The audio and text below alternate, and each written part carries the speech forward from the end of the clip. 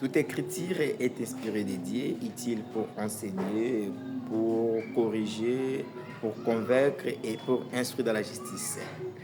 Si nous demandons la pensée divine de cette écriture, Paul nous dira que cette écriture doit composer 5 titres. Vous voyez ça? Instruire, enseigner, corriger, convaincre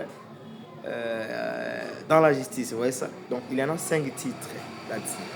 Et pourtant, si nous rentrons un peu dans les livres de Jean, en le verset 45 à 46, il est écrit ceci: Philippe rencontra Nathanaël et lui dit: Nous avons trouvé celui de qui Moïse a écrit. Ah bon, nous comprenons que Moïse a écrit.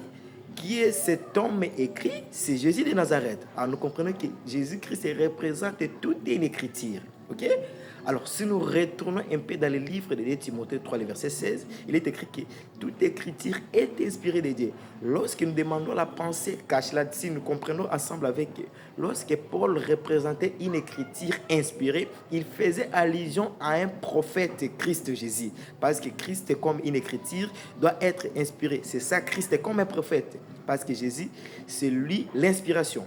Il continue en disant que cette écriture doit être enseignée. En parlant d'un enseignement, si nous demandons Nicodème, il dirait que l'enseignement provient d'un doctorat. Donc Christ est comme une écriture, c'est aussi un docteur. Vous voyez ça?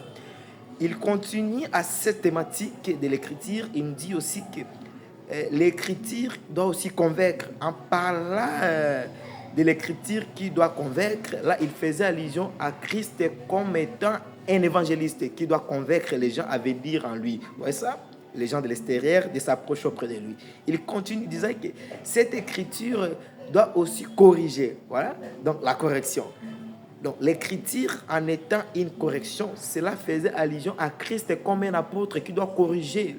Donc enlever le mal, donc corriger ceux qui vivent dans les mauvais. Vous voyez ça? Donc ceux qui vivent dans les péchés. Il continue encore dans cette pensée de l'écriture ou dans cet aperçu de l'écriture divine.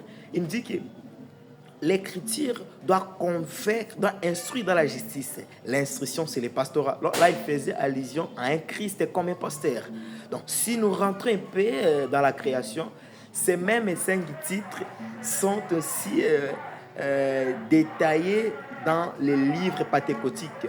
Donc, il y a Genèse qui est prophète, Exode, Lévitique, Nombre et Deutéronome. Cela représente Christ comme les 5 dons ministériels, parce que c'est Christ qui compose tous ces ministères en lui. Vous voyez ça? Voilà pourquoi Paul pouvait dire que toute la plénitude de Dieu habite dans lui.